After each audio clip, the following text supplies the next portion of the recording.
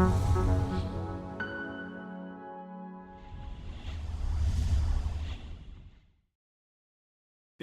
I think, 2008, the brand and marketing kind of expert Martin Lindstrom was researching his book, Biology, and he was conducting a series of neuroscience experiments and discovered a correlation between religion and affinity for brands. Okay? So he found, by doing these like NASA-style brain tracking experiments, that when devout Christians were exposed to religious iconography and faith-related triggers, the way that their brains behaved was identical to people who had sort of passion for high involvement, high emotion brands like Apple and Harley Davidson. It was exactly the same kind of activity going on inside their heads. So when they were presented with familiar brand iconography of those brands that they loved. So I was thinking that if faith can move mountains, then a sort of, a passion for popular brands should be able to give a hefty shove. So I've got kind of 15 minutes to persuade you that brands, I think, have got the fame, the funds, the media muscle, and the sort of creative firepower to basically help influence change within sort of politics and society at large. And I think that if, you don't need to spend a huge amount of time on Twitter to sort of realise that we're living in an incredibly fractious and polarised and slightly, let's admit it, crazy world right now. And I think that there is, if you look at surveys across the board, that there's a problem that trust in governments and institutions is at literally an all-time low. Now, I'm not going to pretend that trust and affinity for brands and corporations is massively much more higher, but it is higher. Okay, so let's seize on that, and I think that gap presents an opportunity, and I would actually argue a responsibility for corporations through the lens of brands to actually start trying to influence and encourage and engineer social change around the fractures in our society that do exist.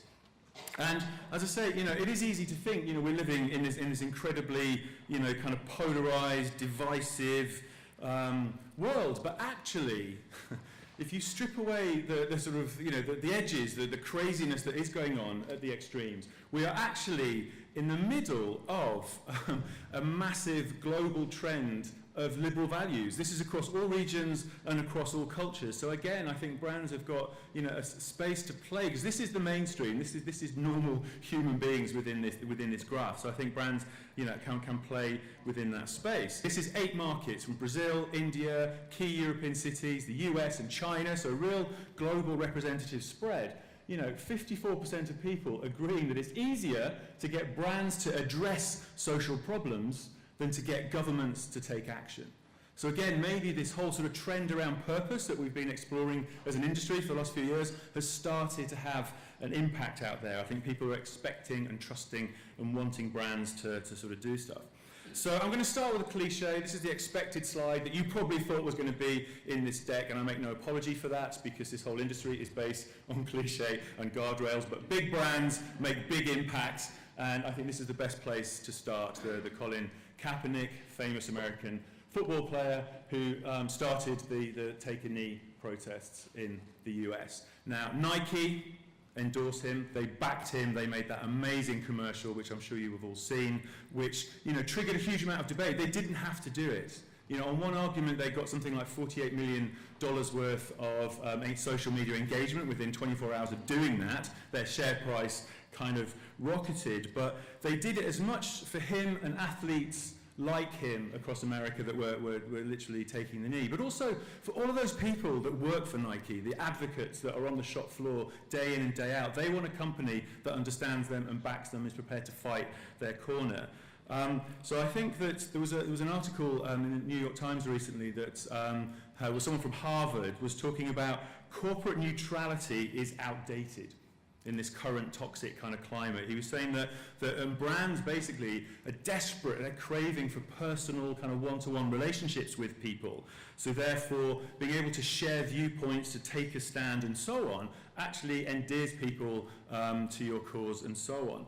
And they were also talking about the fact that there's a blur now between lifestyle and politics, and that brands absolutely need to be part of that blur and to literally fuse lifestyle and politics together in the way that they think. And I thought it was interesting that Phil Knight, the founder of Nike, was relatively quiet about this until a few weeks afterwards. He obviously let this campaign roll. And then he made the point that, you know, it doesn't matter how many people hate your brand as long as enough people love it. You know, made a very good point here that as, you know, you can't be afraid of offending people. You can't try and go down the middle of the road. Michael Jordan, very famously a few years ago, refused to get involved in a sort of political debate because he said Republicans buy sneakers too. That's gone. That whole kind of attitude is out of the water. The NFL have actually been negatively affected because they refused to take a stand on it. They were literally humming and ahhing because they wanted to appeal to everybody, and their ratings have suffered, their reputation has suffered because they were not prepared to take a stand. So I think ultimately what that means from, you know, what Phil from Nike is saying is it boils down to this, is you will piss people off. Now the challenge is just piss the right people off. Okay? You know, because I say indifference leads to irrelevance. You know, your guiding principle in this, do you want to be ultimately as a brand, as in a corporation, on the right side of history? Anyone who doesn't, put your hand up and we can talk about it afterwards, maybe have some therapy, but I think, you know, you literally do want to be on the right side of history. So I'm not sort of standing in this slot because Will just plucked random names out of a hat. This feels like a shameless plug, and it isn't, I promise, but we published a book recently through Penguin called The Contagious Commandments, 10 Steps of Brand Bravery, and one of the fundamental tenets, the theme that the book is based around on, is that brands absolutely have the capacity to change the world, to create movements, to change behaviours, and so on. It's, as I say, it's a tenet of the book. The first chapter the first commandment is have an organising principle.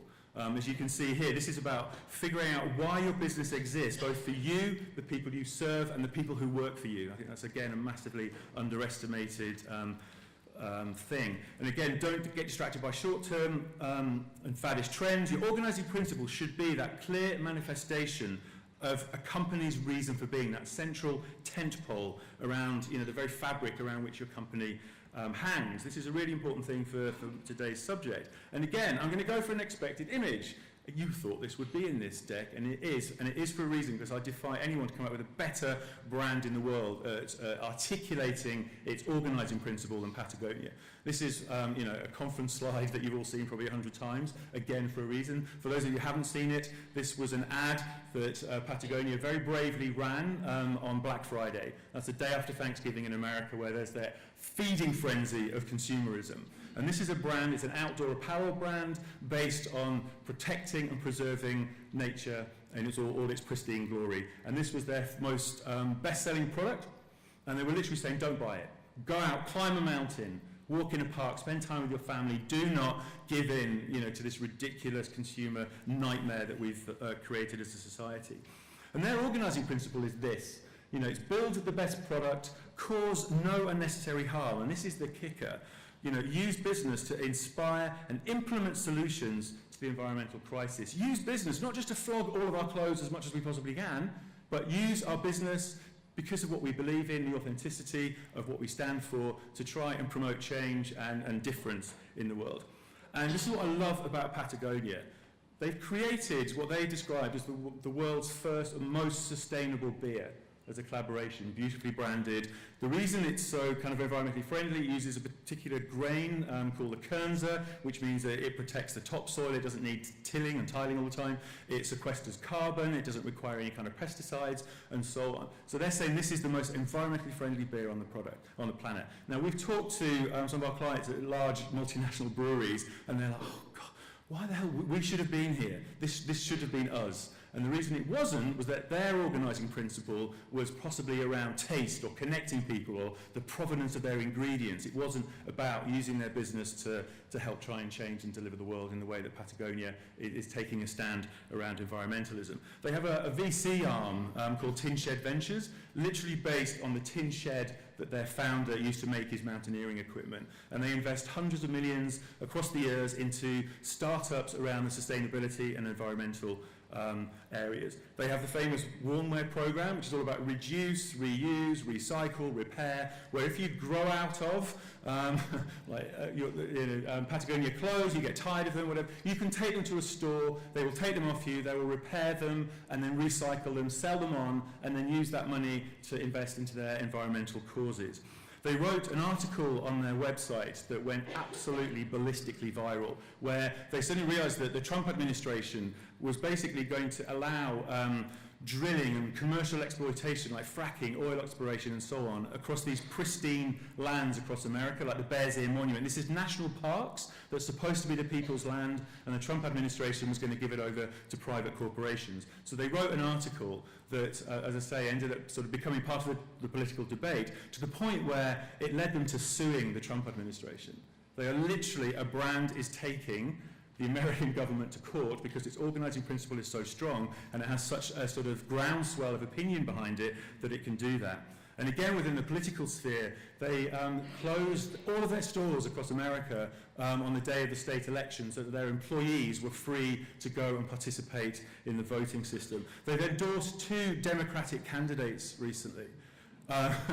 You know, and this is, rather than hiding all the lobby money in the background and doing the activism that happens behind the scenes in Washington, they've gone front and center, and this is 2 Democratic candidates in states where their pristine land is literally being challenged by fossil fuel companies.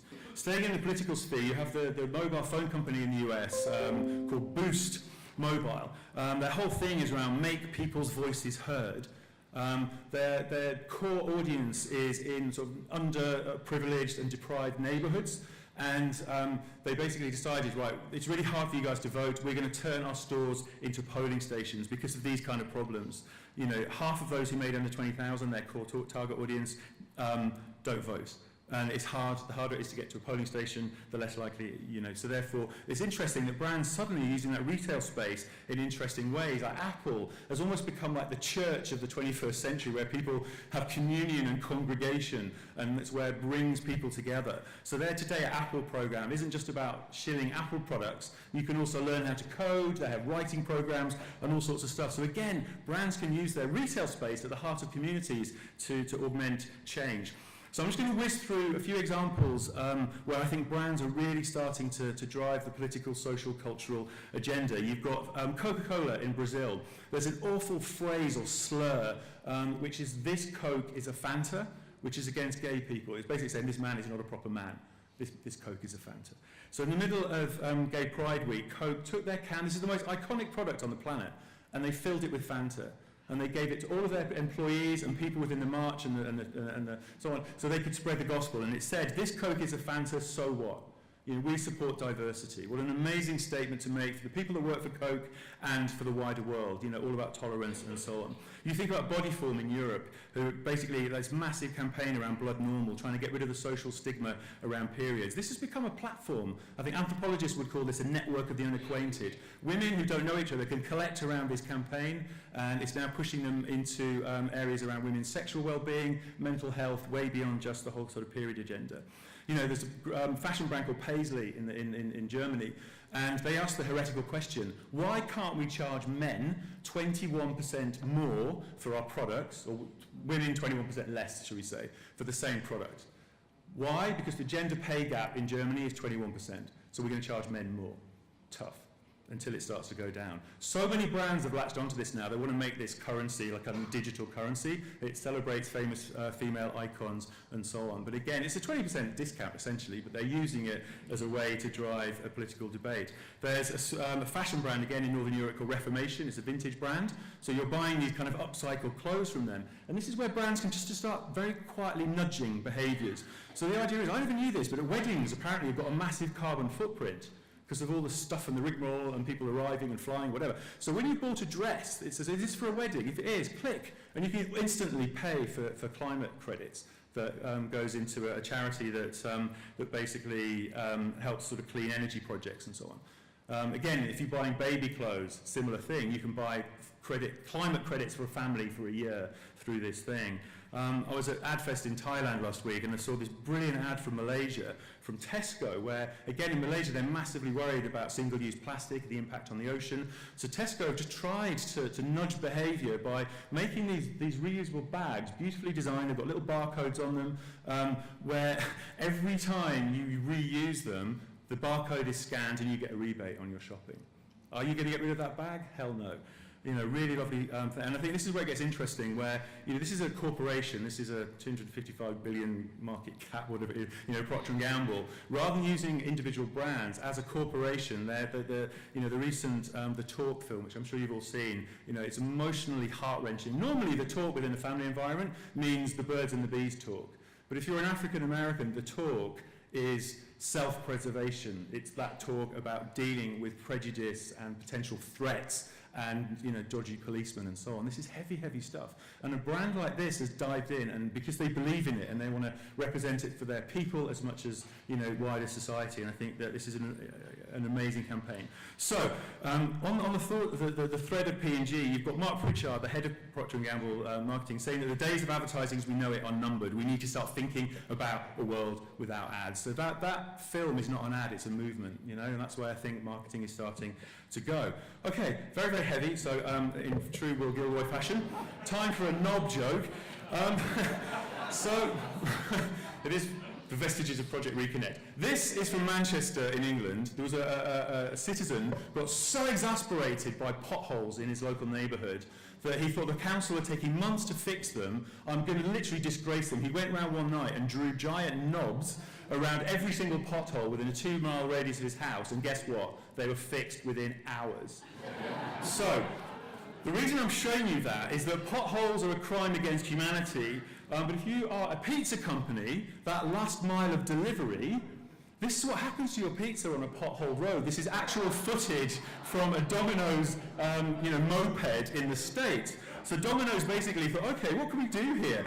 This is where I think brands can start behaving as NGOs. It doesn't have to all be about changing the world and so on. You can actually have some fun where you're trying to sort of, you know, help around society and fill in the gaps and the friction points. And this is where the agency actually got huge permission, pushing against a very open door from local council saying, we haven't got the funds. Not only can you do this project, we'll put Domino's logos all over the trucks. Even, yeah, you can graffiti the road. We're going to be so grateful for you to do this. And that's what they did. This pavingforpizza.com, the way it worked was that you could basically upload photo, you could request for them to do your local zip code. They ended up doing repairing potholes in every single American state. You know, there's 1 billion media impressions. So again, this is where brands can head. And we talked to the creative director at Crispin behind it, and he said, we've done amazing stuff. For the last 6 years, we've been the most awarded talked about brand on the planet. This is the thing that's got us the most value from a PR perspective and so on. We love it. And we've now engaged with hundreds of thousands of people around the country on this. So, just to sort of summarise, this is a quote from the book where we sort of said, like, you know, brands should pursue real solutions to real problems, aspiring to function where relevant as quasi-NGOs, just to solve some of those vital challenges facing society. You know, brands or corporations who use their clout, which is their creative communications capabilities, their media muscle, their operational know-how. Think about Kaizen and Toyota and so on. You know, organizational assets to bring about positive change or to create value that would otherwise be out of reach and unavailable. You know, so today, within the sort of 15 minutes, we've covered, you know, racial equality and diversity, we've covered environmentalism, we've covered female empowerment and, you know, kind of mental health and so on. So this is where brands are playing an active role. You know, sort of ethically, but also creatively. There's some amazing, memorable images that you see within this that lodge within people's heads. So my sort of, you know, provocation is, if not brands, then who the hell else is going to do this? Who's got the money or the wherewithal to do it? So, go brands. Thank you.